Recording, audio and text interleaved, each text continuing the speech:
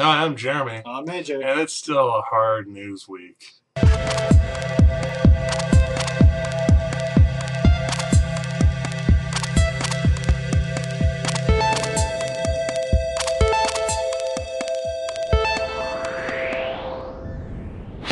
Get me over here a little bit. That's probably a little bit better. Welcome back to Extraordinary Times, of course. Me and AJ doing our Friday thing. And, of course, first story of today. Throwback to yesterday with the whole Walmart kicking kids out for a 9/11 tribute thing, calling the cops and all that. Well, Walmart has now issued an apology.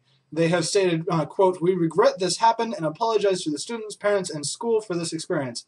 Unfortunately, this was a situation of miscommunication and should have been handled differently. We are inviting the kids back to the store to help honor the victims of and fallen heroes." Of course, for the next 9/11. Right. Or, Pearl Harbor Day. It's closer. And then, of course, to the even more serious attacks on United States embassies. It's actually escalating, but they've finally released the names of the other two guys who were killed at the embassy in Libya, and I wanted to actually make sure that we, record their names for history. Ambassador Christopher Stevens, Sean Smith, who we talked about the other day, and former Navy SEALs Glenn Dougherty and Tyrone Woods, who were over there actually hunting weapons that could be used against commercial airliners. So to them, all of them, we say thank you for your service, and may your families have some peace. And having that back-to-back with the news that I woke up to today from a phone call from one of my very best friends, Ashley, who told me that her brother's base in Afghanistan was under attack.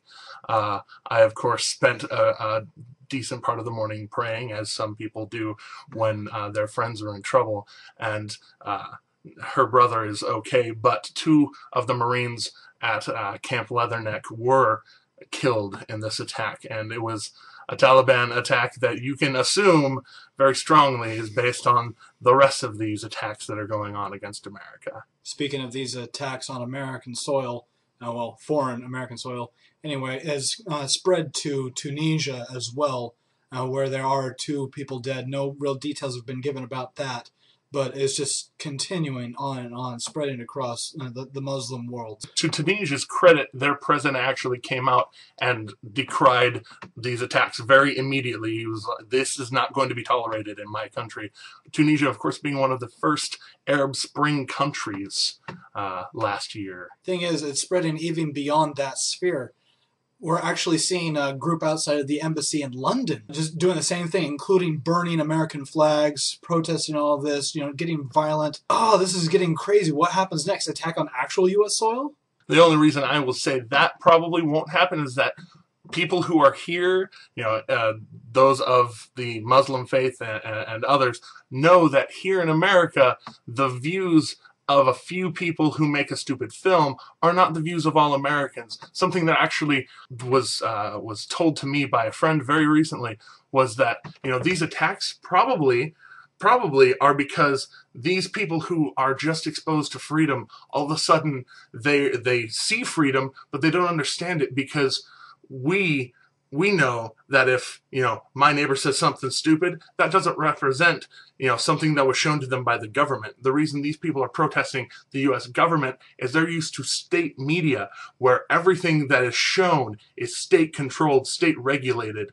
And, as much as people here want that for the FCC, they definitely can't do that. Continuing on that a bit, Secretary Clinton has come forward and given her major state about this, considering she is responsible for all of this.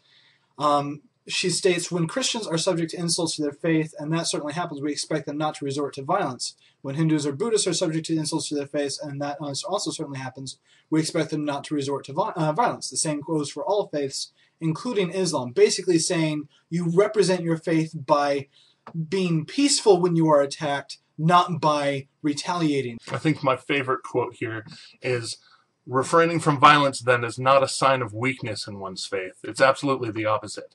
A sign that one's faith is unshakable."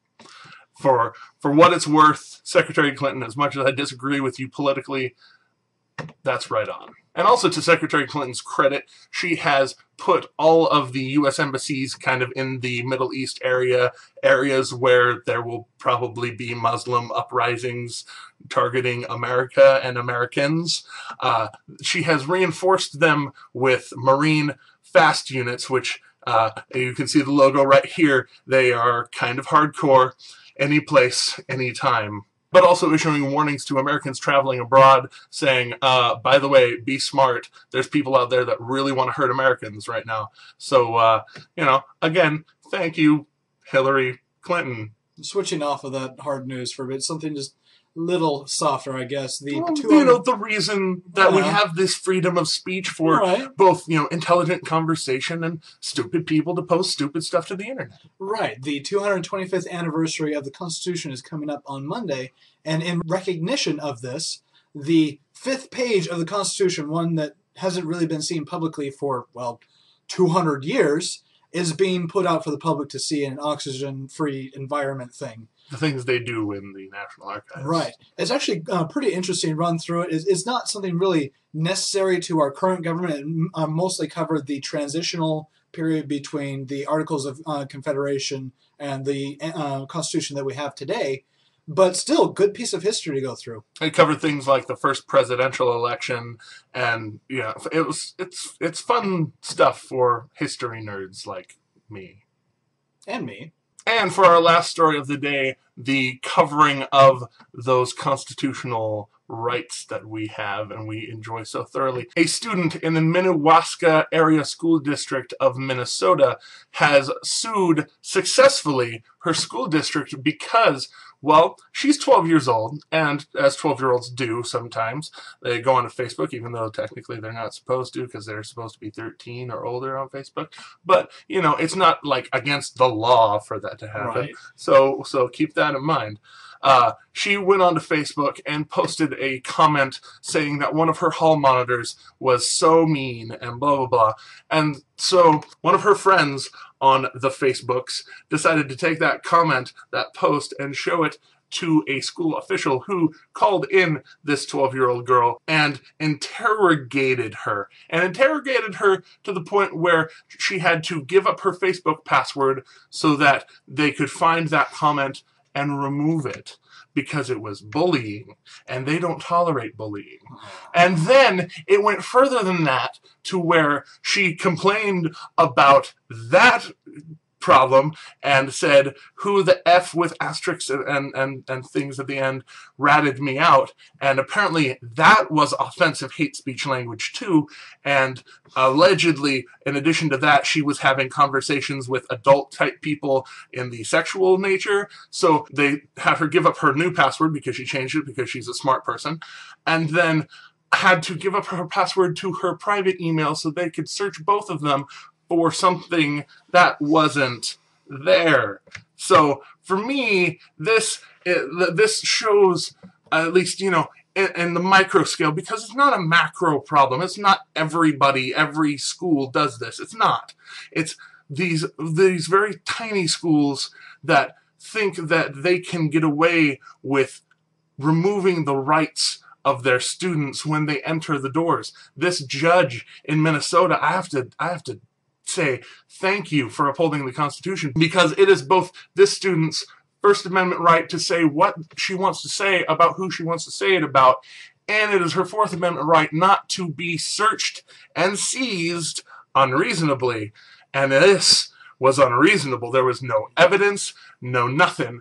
It was just words from one student about another that just basically tore her trust of adults.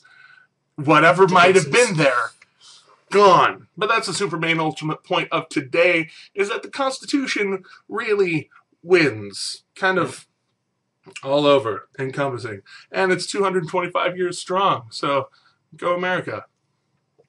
Thanks so much for watching our show. As always, he's AJ. He's Jeremy. There's a like button and a favorite button and a subscribe button if you're watching on YouTube. Definitely come watch us on YouTube. Subscribe. I said that already.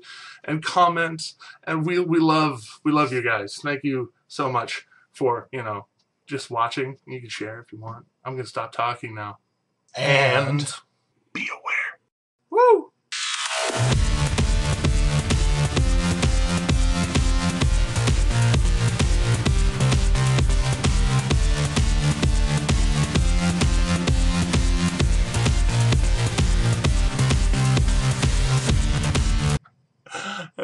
we know exactly how highbrow we're going to be today. I'm a terrible human being. Oh, high. Wow.